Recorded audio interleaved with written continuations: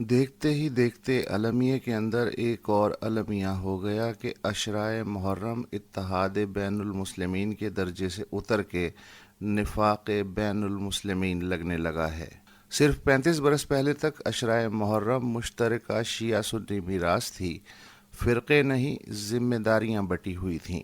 شیعہ عزاداری میں مصروف ہوں گے تو سنی راستے میں پانی کی سبیل اور لنگر لگائیں گے، سنی تعزیہ بنائیں گے اور شیعہ تعزیہ اٹھائیں گے، شیعہ یا سنی ذاکر مجلس پڑھے گا تو مجمع مشترکہ اشکبار ہوگا، کسی مجلس میں گورنر جائے گا تو کسی میں وزیر اعلیٰ تو کسی میں میئر، عقیدے کے سبب نہیں، عقیدت کے سبب۔ حفاظتی انتظامات کچھ یوں تھے کہ بڑے شہروں کے مرکزی جلوسوں میں آگے آگے 9 عمر اسکاؤٹس ہاتھوں کی زنجیر بنا کے چلتے تھے اور جلوس کے پیچھے 10-12 پولیس والے ہوتے۔ ان کے ہاتھوں میں بندوقیں نہیں چھڑیاں ہوا کرتی تھیں، گولی کیا کبھی آنسو گیس کا گولہ فائر کرنے کی بھی نوبت نہیں آئی۔ چھوٹے شہروں میں حفاظت کا کام محلوں کے تنومند شیعہ سنی رضاکار سنبھالتے تھے۔ پھر یوں ہوا کہ پہلے خوشیوں کی خبر لی گئی، بسنت فرار ہو گئی، شب برات کے پٹاخے معدوم ہوئے، نماز عید کھلے میدانوں سے جامع مساجد میں منتقل ہوئی، اور پھر غم منانا بھی جان لیوا سا ہو گیا۔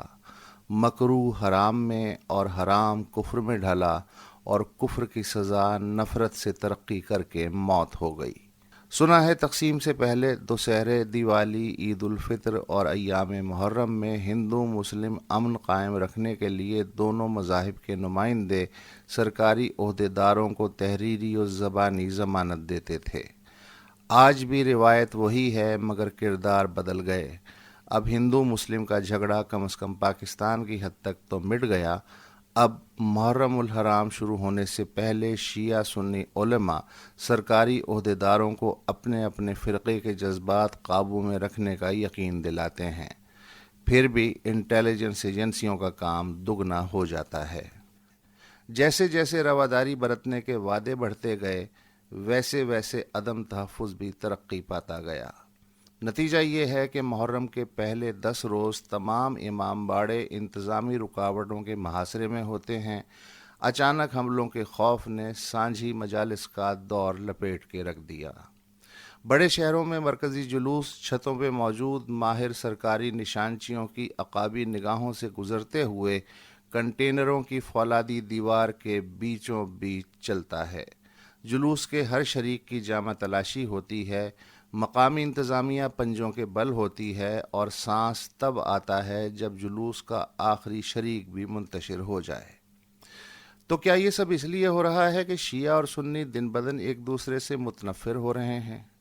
اگر یہ سچ ہے تو پھر انڈونیشیا سے مراکش تک عشرۂ محرم کنٹینروں کی دیوار کے بیچوں بیچ ہونا چاہیے۔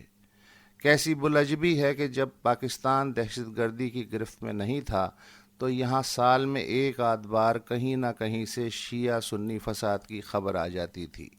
جب سے دہشت گردوں نے یہ فرض خودکش اور ٹارگٹ کلنگ کی شکل میں اپنے ذمے لیا ہے، تب سے کسی بڑے شہر یا قصبے سے فرقہ وارانہ فساد خلق کی اطلاع نہیں آتی۔ کوئی بتا سکتا ہے کہ پاکستان میں آخری بار عام سنیوں اور شیعوں نے کب ایک دوسرے کے بلا امتیاز سر پھاڑے اور املاک کو اندھا دھند آگ لگائی؟